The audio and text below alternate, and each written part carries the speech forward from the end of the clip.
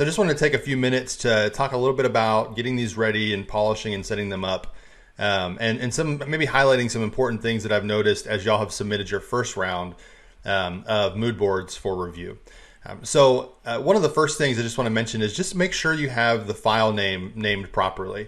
You can see up here at the very top, I don't know that this actually changes size-wise, but your final submission for your mood board, the file name should be project1 underscore mood board underscore your initials, and then of course .pdf. That's important for me to keep track and be able to notice, know who's submitted their mood boards, and for file tracking. It's also a good best practice, especially if you're working with other, in a long-term career. Working with others, just to attach your initials there at the end, especially if you're sharing files and things like that. So just watch that. Project1 underscore mood board underscore your initials. So for me, it's rsf.pdf. So just watch that whenever you submit. A couple things that I've just kind of went through and maybe changed. And again, this is a time for you, a couple days afterwards, after you've gotten your feedback, to maybe just take a fresh look at your mood board. Consider any feedback you received from your peers.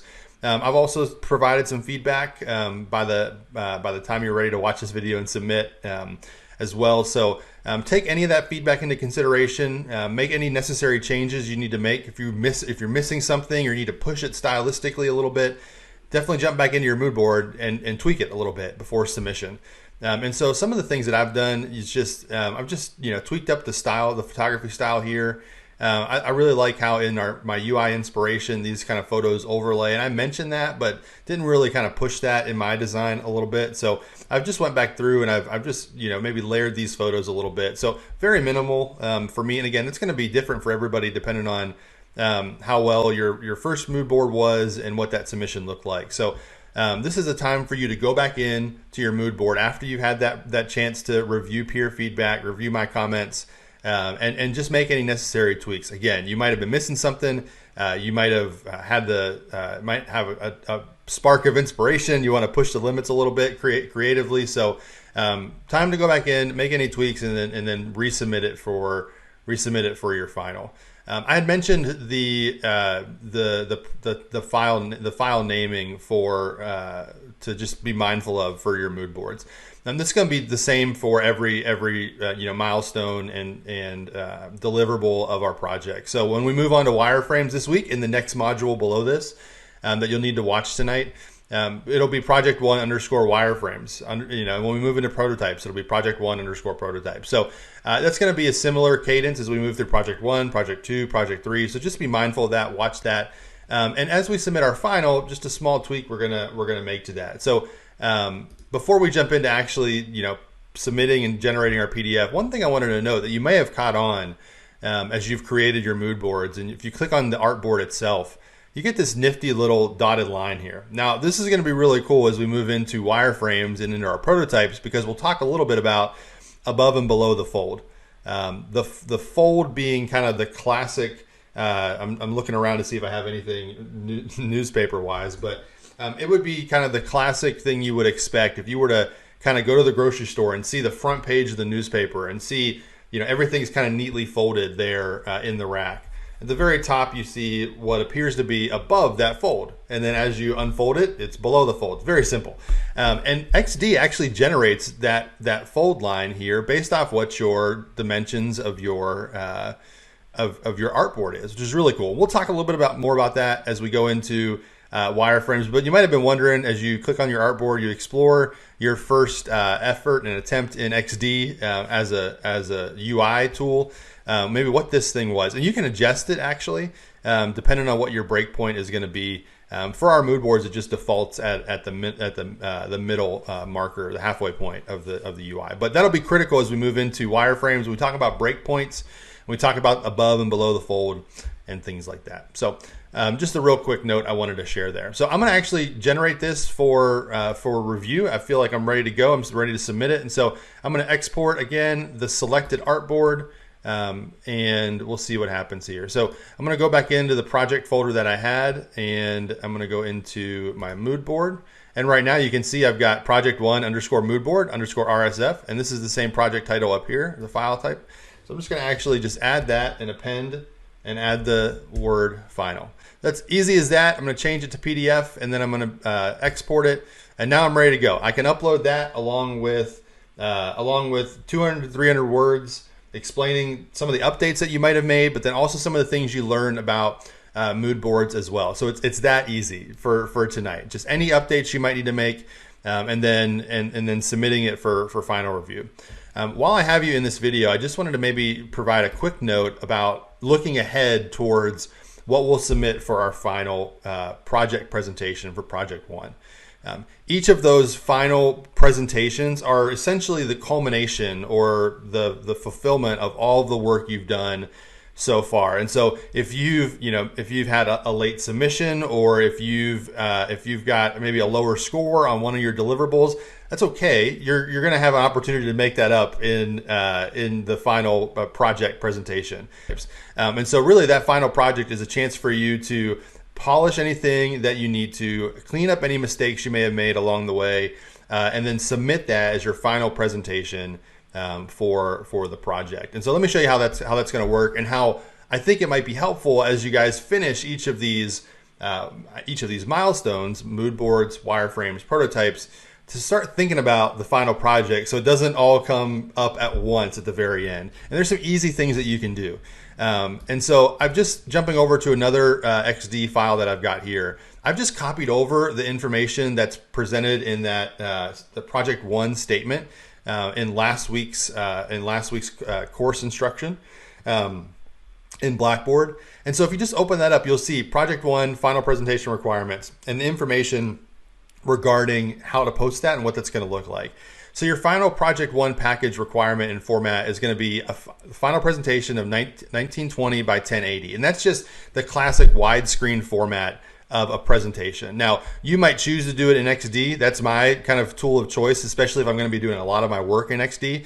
But you might ultimately spin up a Keynote file, or you might ultimately spin up a PowerPoint. If you're comfortable building in XD at this point, I'd encourage you to stay there, and I'll walk you through how I'm doing it now.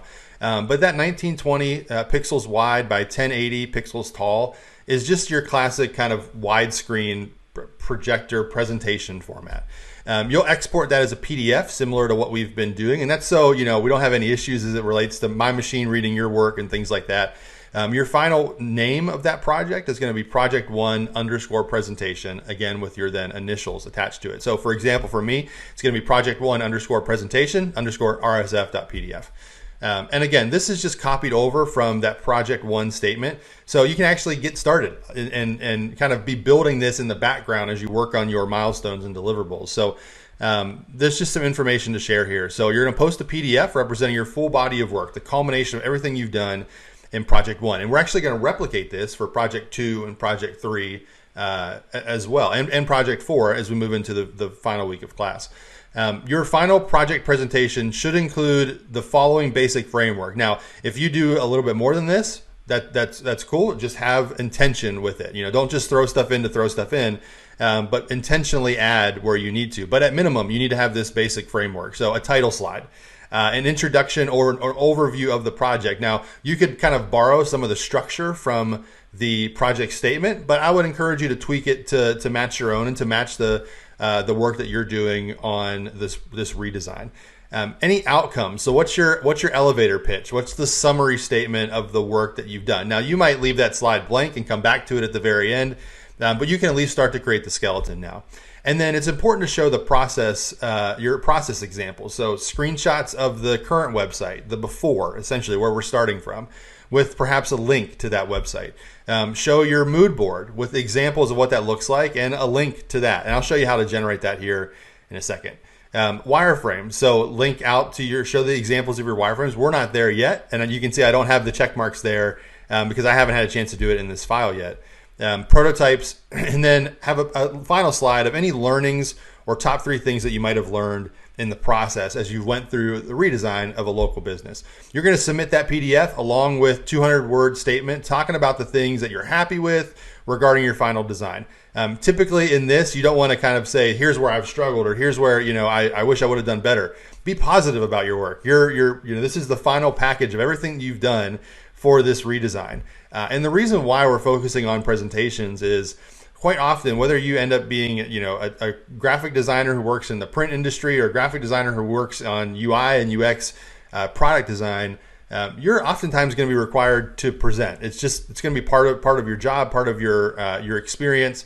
And so I think it's important to be able to showcase your work in a way that's consumable and digestible, that also kind of lets the viewer or the person you're working with, the client you're working with, to be able to jump in to learn, to see more. And that's where those links come into play. So let me just show you real quick what I've started. And again, as we go through milestone 2, milestone 3, I'll come back into this and kind of show you how I've continued to layer into this final presentation for submission a few weeks from now. So you can see here down here at the very bottom, I've just got a title slide. So check the box, I've got that, right? And I'm using assets and things that I've been doing in my mood boards, and this might change and tweak a little bit as we move into the final prototype, but I'm using those assets that I'm creating in my mood board to layer in. And so for me, this maybe took 30 minutes last night, because I already had all the assets and all the information for my mood board already ready to go, and I was just reusing some of those components. And that's what I would expect you to do here too. So just got project 1, we're in IXD spring 2021, a local redesign of Handel's homemade ice cream and yogurt, right? A nice picture of that ice cream, and kind of showing that vibe and the photography that I want to include in that mood board that I had. I have a quick project overview. So number 2 on that list that we looked at earlier, project overview. So in this project, focus on taking the existing Handel's ice cream website, redesigning with a fresh perspective. And again, some of this information comes from the overall project statement, but just tweak to match maybe what you're doing in your local redesign. I've highlighted the steps. That's always important. It's helpful to walk for that to be there as you walk a client through this presentation, perhaps. And then as we move on to number 3, this is the summary statement. And so I've just included a brief overview about who Handel's is and why it's important that we're doing the redesign, maybe what I'm hoping to achieve through the redesign, and then also highlighting the areas of focus for the redesign. Now, if you remember, this is what you submitted last week in selecting your business, the top 3 things that you wanted to focus on. And so again, you can see how we're reusing the information that you guys are working towards and building along the way to build this final presentation. So it's just really cool to see that at the very end, all this work comes together. You can use it to create a final presentation. This could be used in an interview if you're looking for a UI UX job as an example of your work. Could be easily translatable to a portfolio website or a great portfolio piece here at the very end of your college career. Excited that we're going to be able to do something like this in the class. So moving on to slide 4, I've got just the current examples. So we've already taken those screenshots. You've already got those in place. So I've just laid them out so you can see them all on one page. You might have multiple pages depending on the length of your screens and things like that, and that's okay. The important thing is to have it there. So to have your before examples. And I see a little mistake here, so I'm going to actually just bring that over. And so again, you can see we're layering in the things we've already done, and you can get started on this. So it's not kind of all at once at the very end happening for you. Here, then I move on to my mood board. So now I'm showing my process. And you can see along the way, these little tick marks at the very bottom are showing what page we're on, showing the process that we're in. Now, and this is mood board. So step 1. So I've brought over my color palette. I've brought over my adjectives. I've brought over my headline, my body font. Again, just as I go to present this to a client or to show the body of work that I've done as a part of this project, anybody who comes after me or comes back in after this project's done, they have a great understanding of what has been done as a part of this project, part of this redesign. Now, I've split my mood board up into 2 sections because it's all not going to fit onto one screen. And again, this is just be helpful as you go through and talk about your work. And you can say, in the mood boards, here's kind of an overview textually and from a color perspective of what we're thinking, what we were thinking for the website. And then as we move into more visuals, here's kind of the example of the photography and the UI inspiration. So I just wanted to share that real quick because I think, sometimes that final project might sneak up on you, but if you kind of take it from the perspective of you're already doing a lot of this work in a discussion post or in your submission for your mood boards or your deliverables, you can start to layer this out and lay it out along the way as you go. And